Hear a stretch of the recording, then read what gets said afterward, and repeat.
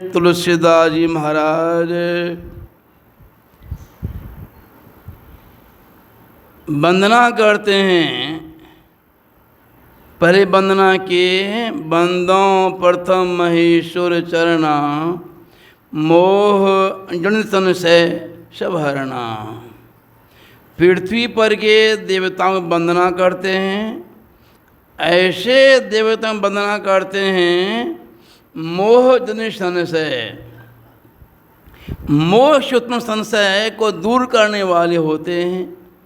ऐसे कौन होंगे? जो स्वयं मोह अज्ञानता से छुटे हुए होते हैं, संशय से मुक्त होते हैं। ऐसे कौन होंगे? वे होते हैं संत सद्गुरु। वे ही दूसरे को मोह से छुड़ा सकते, संशय से उनको छुड़ा सकते हैं। बंधा को बंधा मिले छोटे कानों पर, कर सेवा निर्बंधना की पल में लिए छुड़े।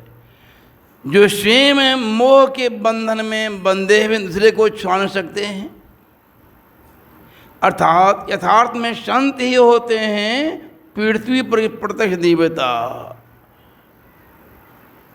यूँ तो कहा गया है ब्राह्मण कौन जन्म जायते शूद्र संस्कारा च दुज उचते वेद पठित विप्रह ब्रह्म जानाति ब्राह्मण।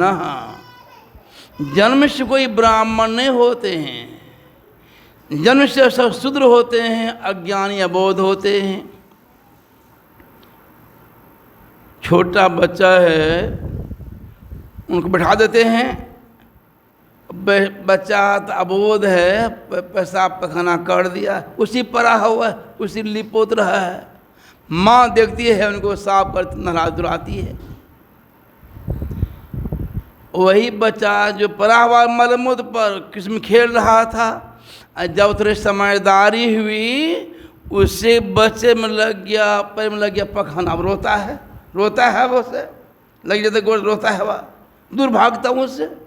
अर्थात जब तक मन पाप में डूबा हुआ है, विषासक्त है, वह शुद्र ही है, किसी जाति के क्यों न हो।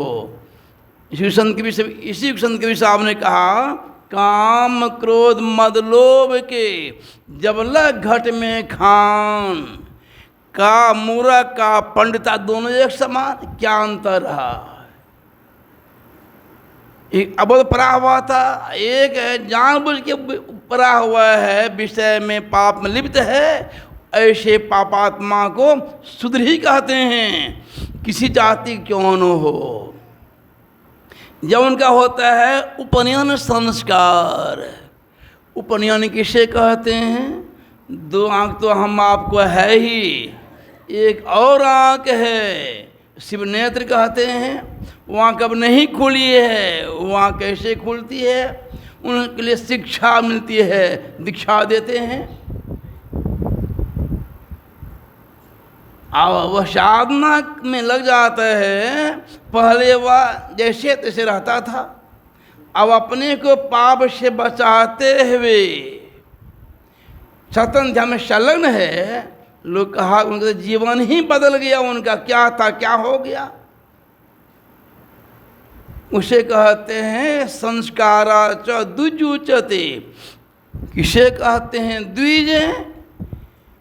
माता को जन्म तो हुआ ही है, यह सम्मान जन्म सबका होता है माता कोख से। और जब से गुरु से शिक्षा दीक्षा मिल जाती है, पहले जैसे तैसे रहते थे, अब गुरु से ज्ञान मिल गया, अब अपने को पाप से अलग रखते हुए सत्संग में संलग्न है, कहते उनका नया जीवन आरंभ हो गया। उसे कहते हैं द्विज। दूसरा जीवन आरंभ हो गया, नया जीवन आरंभ हो जाता है, उसे द्विज कहते हैं। और अभी अंधकार में पड़ा हुआ है, अज्ञानता में पड़ा हुआ है, साधना करके अपने को अंधकार से उठा लिया, वह जीवन कैसा हुआ, सुख कैसा होगा, उसे ही कहते हैं द्विज। वेद पठित विप्रह वेद का पठन पाठन करते पढ़ते पढ़ाते उसे विप्र कहते हैं। सम्मान अर्थ ये हुआ। विशेष अर्थ है वी से विगत, प से प्रपंच, जिसकी वृत्ति प्रपंच से ऊपर उठ गई है। यही जग जामने जागहि जोगी, परमारथी प्रपंच वियोगी। जब तक चेतन की दार इंद्रियों घाटों में घुली मिली हुई रहेगी तो प्रपंच में परे हुए रहेंगे विषयों में।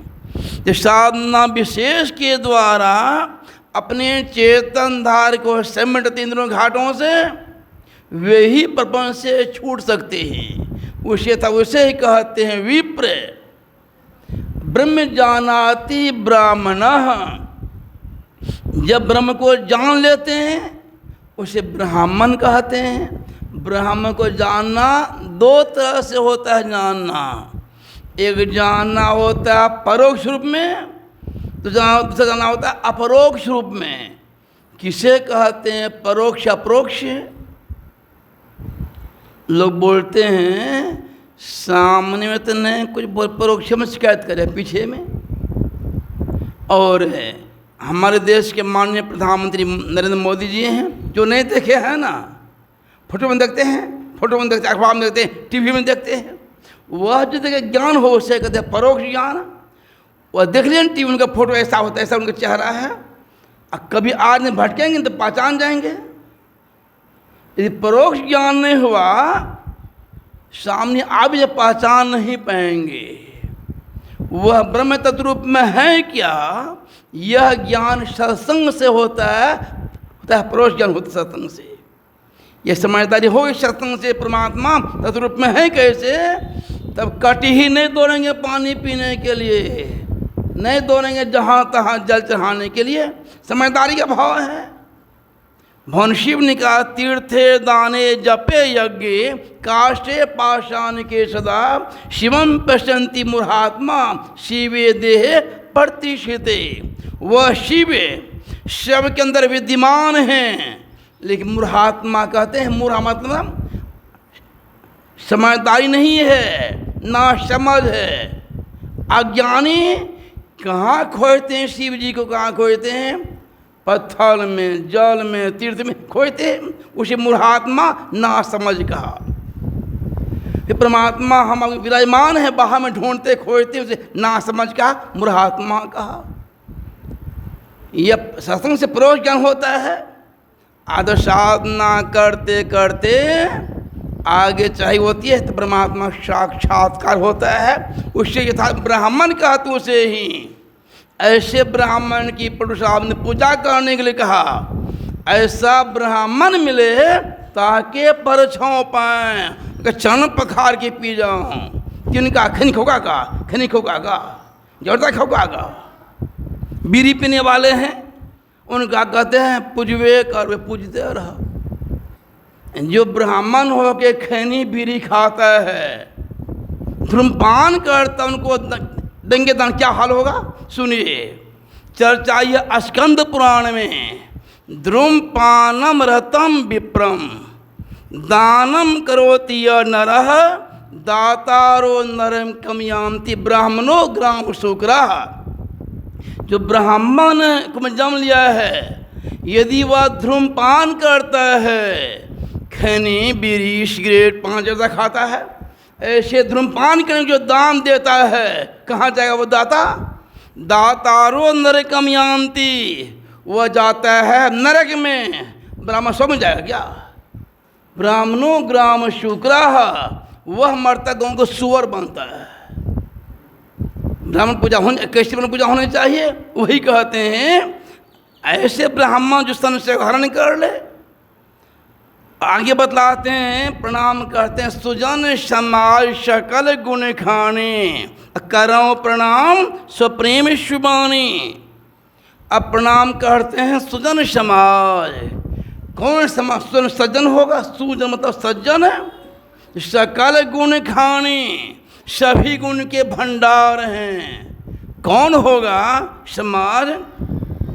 सभी गुण के भंडार होंगे। एक संत होते हैं सभी गुण के भंडार। सतगुरु सुख के सागर, शुभ गुण आगर ज्ञान उजागर हैं। जहाँ कोयला खान है, तेल खान है, वहाँ जो प्रबंधक व्यवस्थापक मालिक हैं उनसे मेरा संबंध हो जाए, तालमेल हो जाए, वह लाभ मुझे मिलेगा। जो संत सदगुरु होते हैं, सब उनके भंडार होते हैं, उनसे मेरा श्रद्धा प्रेम निश्चल हो जाए, वह गुण से हम अभी गुणान्वित होने लगेंगे।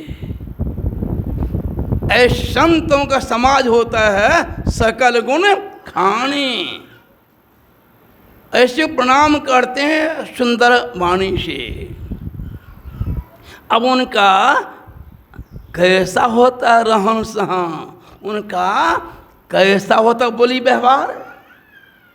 साधु चे शुभ सरिष का पासु, निरश विशद गुणमय फल जासु। ऐसे साधु का चरित्र रहन सहन कैसा होता है बताते हैं। निरश, कपास के तो निरस होता है तो निरस, कोई रस नहीं है, लेकिन गुणमय फल जासु, कितना उसमें गुण है।